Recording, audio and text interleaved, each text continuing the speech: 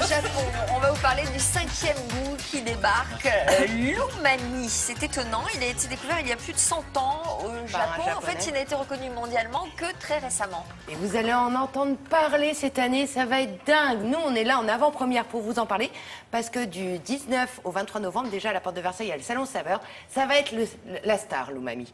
Et je peux vous dire que pour être à la pointe de la mode dans vos cuisines, suivez bien ce qui suit, parce que vous allez découvrir donc ce 5e goût. Vous Alors, qu'est-ce que ça veut dire l'umami? Alors attendez, vous connaissez l'acide, le sucré, le salé, la mer. Oui. L'umami, c'est ce fameux 5e goût. Umami, ça veut dire goût savoureux. Alors difficile de décrire un goût savoureux, mais un peu image. Sucré. Ah, vous allez voir ça tout à l'heure. En image, vous allez voir ce que ça donne. Non, vous ne saurez pas. Vous ne saurez pas tout de suite. Lorsque nous mettons du sucre en bouche, les papilles gustatives de notre langue captent un goût sucré. Mais maintenant, si je goûte cette tomate trop mûre, voilà ce que ça donne. C'est sapide, c'est long en bouche, ça provoque la salivation et une sensation de fourrure sur la langue, en stimulant la gorge, le palais et le dos de la langue. C'est ni salé, ni amer, ni acide, ni sucré, c'est umami. Vous venez de découvrir le 5e goût. Et ce 5e goût, vous le connaissez depuis toujours. On le retrouve dans une tomate mûre, du parmesan, du roquefort ou encore du jambon cru. Laure est passionnée de gastronomie japonaise et a décidé d'importer l'umami, ce 5e goût en France. L'umami est très connu au Japon parce que beaucoup de produits qui sont la base de la cuisine japonaise contiennent cette saveur, notamment le dashi, qu'on retrouve ici, qui est un bouillon japonais à base d'algues kombu, de bonite séchée et de shiitake. Ce sont les 3 aliments essentiels de l'umami, mais aussi également dans la sauce soja. Et aussi le thé vert comme le matcha ou encore les graines de soja, très riches en umami. C'est une saveur qui est à base de glutamate et d'acides aminés. Donc ce sont des produits en général qui sont fermentés ou des produits bien mûrs. En fait, ça prend toute la bouche, toutes les papilles de la langue. Ça donne un goût très savoureux en bouche. Et dans la rue, sommes-nous tous capables de déceler ce 5e goût? Sur le palais. Sur le palais, là. C'est un thé vert. C'est long en bouche, ça reste longtemps, on sent bien le goût. Et à la fois c'est doux, ça agresse pas, non, c'est bon. Bah, c'est un peu persistant sur la langue. C'est un peu comme le jambon fumé. C'est un bouillon dashi, bouillon japonais à base d'algues kombu, de bonite séchée et de shiitake, qui sont des champignons. Très agréable, très goûteux. Ça reste bien en bouche. Ouais, ça reste bien en bouche, c'est assez doux. Ça reste longtemps sur la langue. Ouais. Comment vous dites, vous? Umami. Umami.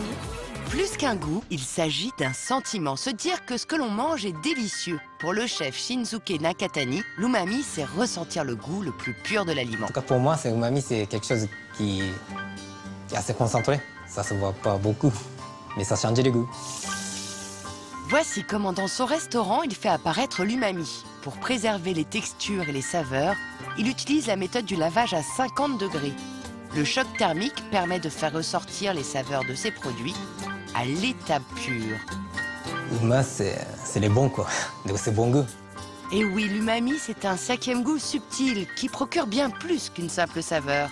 Richesse, profondeur, réconfort, plaisir, voilà le goût que l'on nomme umami. En fait, on aurait dû mettre Alexandre umami. Alors oui. Umami. D'ailleurs, umami, c'est ce qu'on nous blue. dit. Quelqu'un qui nous dit l'umami, ça vient de Provence, et nous, on a loup papi et loup ravi. Non, umami en japonais, ça veut dire goût savoureux. Et pour vous dire que c'est vraiment une déferlante umami cette année, c'est que vous allez en trouver dans vos produits courants. Grillé, Yannick. Alors, le mot umami, ça va vraiment être un mot, non seulement tendance, mais un 5e goût que vous allez découvrir. L'umami, c'est aussi bien dans les boissons que dans le thé. Là, il y a même le Alors, parfum j'ai compris umami. donc que la tomate était umami. Alors, la tomate mûre est umami. Le jambon ibérique. le jambon ibérique. Ibérique et umami. Le jambon creux et umami. Je vais vous dire, les composants principaux, les produits qui rassemblent le plus d'umami, je vais vous les dire tout de suite, c'est l'algue kombu. L'algue Kombu, c'est une algue japonaise. Le parmesan, la sauce soja, le thé vert, la tomate mûre, le porc, les sardines. Alors, pardon, mais quel est le rapport entre la sauce soja et le parmesan en termes de goût? Et ben voilà, et c'est pour ça qu'il y a une démonstration en plateau. Vous allez voir qu'il y a une ressemblance. Alors, vous me parliez de l'algue kombu. L'algue kombu, c'est cela. Ah oui, c'est celle qui entoure les sushis. Oui. Et en fait, vous savez, les soupes miso, c'est fait à partir de dashi. Dashi, c'est ce qu'il y a de le plus riche en umami. Et pour faire le dashi, il y a besoin de champignons japonais, de bonites séchées et de cette algue. Le dashi, c'est un bouillon. Ouais, c'est la base du bouillon japonais. C'est la base du bouillon japonais. Exactement. Alors, je vais vous faire goûter le dashi déjà. Parce que vous allez voir qu'il y a une ressemblance entre ce dashi. Je suis contente d'être revenue. Non, pour goûter l'umami, ça veut dire goût savoureux. Je n'ai pas du tout envie de vous empoisonner. Umami, goût savoureux. Alors, vous allez goûter le dashi. Voilà. Alors, goûtons le dashi. Sophie, allez-y. Il s'agit donc d'un bouillon ou d'un... C'est une base de bouillon japonais, mais c'est juste parce que ça contient le plus d'umami dans tous les produits que vous connaissez. Bon, je vous ai... Non, mais... C'est bon, Sophie en Voilà, c'était le bouillon de 11 heures. Qu'est-ce que ça fait en bouche? Dites-moi tout. C'est une bonne question, ça. Eh bien, c'est velouté. Voilà, c'est le terme. C'est velouté, c'est-à-dire qu'il y a un arrière-goût de velouté aux champignons.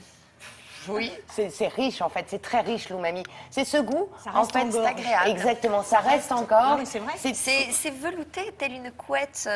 Maintenant, un petit matin on va faire la comparaison avec des partant de produits que vous brume. connaissez peut-être. Du pâtané gras. Ah, t'as qu'une Alors, on va goûter ça. Vous allez voir que là, finalement moi, je vous peux pas connaissez goûter ce le goût pâtané. umami, c'est dans des produits que vous maîtrisez déjà. Allez-y. Bah non, merci. On va y goûter. Allez, merci Karine de jouer le jeu. Et c'est juste pour que vous sachiez que l'umami, en fait, c'est ce qui renforce. Le glutamate naturel est de l'umami. C'est ce qui renforce les saveurs. Ça les prolonge aussi en bouche. C'est ça l'umami. Alors, il y a un rapport entre le dashi et le jambon. L'effet que ça renforce après en bouche, c'est après. Oui, vous en avez encore dans la bouche. Mais ça, par exemple, ça vous allez adorer, je pense. Ça, c'est très riche. La sauce soja. C'est-à-dire que c'est un goût qui reste en bouche, en fin de compte, beaucoup plus longtemps que les autres goûts. Exactement. C'est-à-dire que quand c'est amer, l'amertume, elle disparaît. La splendeur du produit qui reste par exemple, un bon Bordeaux, c'est umami. Effectivement. Oui, mais à consommer avec modération, évidemment. Mais oui, exactement, vous avez tout compris.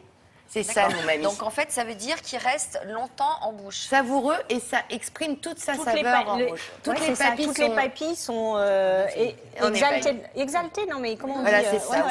Ça, c'est une sauce soja particulière, non? Au yuzu, c'est mélangé. C'est une sauce soja lambda et aussi umami. Parce que le soja, on pense que c'est salé, mais c'est avant tout umami. Voilà. D'accord. C'est dur à déterminer quand même. Mais vous allez pouvoir déterminer l'acide. Décrivez-moi l'acide. Nos mamies réagissent à l'umami. L'umami, l'oupapi réagissent évidemment. Mais ils sont terribles parce que vous, dans la précision, ils sont incroyables. Il y a Olivier de Suisse, de Versoix, qui nous dit attention, vous dites des bêtises, des feuilles de nori, c'est pour les maquis et pas pour les sushis. On l'a fait découvrir aussi avec des feuilles de nori. Là, c'est effectivement une autre algue, c'est l'algue kambou, si vous voulez savoir. Également citer quelqu'un, c'est extraordinaire, elle s'appelle Michel, c'est son prénom, elle a un nom de famille prédestiné, elle s'appelle Michel Daube, et elle nous dit, oh, umami, c'est la douceur en bouche. Puisque visiblement, elle connaît ça très précisément. C'est ce que vous avez ressenti, mesdames? La douceur en bouche? Velouté.